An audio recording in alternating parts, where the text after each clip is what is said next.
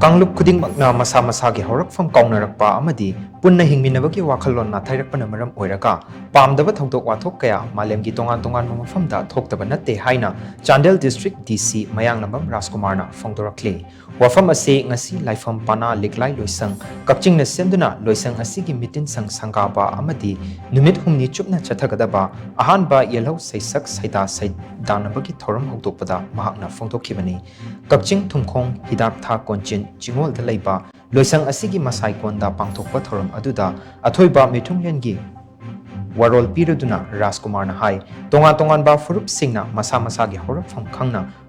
Khong Thanglabadi Ekoi Amatu Oina Nungaina Leiminagani, Hourakpham Kangba haibasi Ekoi gi Puari Nat Lining Amadi, Janabina Chingba Ningthina Kangbaduni, Karigumba Hourakpham asi hek kaukiba matamda Ekoi gi Kanglup asisu mutkiba yai, Maramaduna ngasi pangthokliba Seireng Saidanaba asigumna Ekoi gi Nat Amadi, Lining Yokhatnaba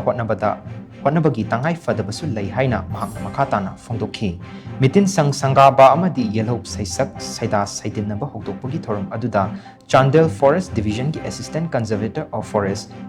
Dr. Naurem Munal Maiteina thoram mapuina saruk yakhi Yellow saisak saida saidinaba aduda chahi mangadagi taranipan fawbagi manungda laiba Manipuri tonganba saisak loi kunmapana saruk yari saidinaba asigi ahoba nimitta khangatlaba saisak loi singna Hayengi ani supa tangkakta amuk saidinagani madudagi amuk khangatlaba saisak loi sing aduna lakliba tang kunipanda saidinaduna makok mathang khangani hairi HVB sida aikoigi tariba aikoigi khundariba community mama ngasi je aikoigi Hourakpham si hek kaure hairaga amadi aikoi punna leiminabani haibagi wakhallon si ek Natheirakpana thuiba thoudok wathok mayam ama thui haiba tare aikoi punna hingminaba sigum laba mapham asida aikoi ju aikoi gi Hourakpham khange hairaga aikoi na mangda thanggadawriba phongthangduna kamaina thangba haibasi yengakpa matamda aikoi punna leiminabani haibasi kaupade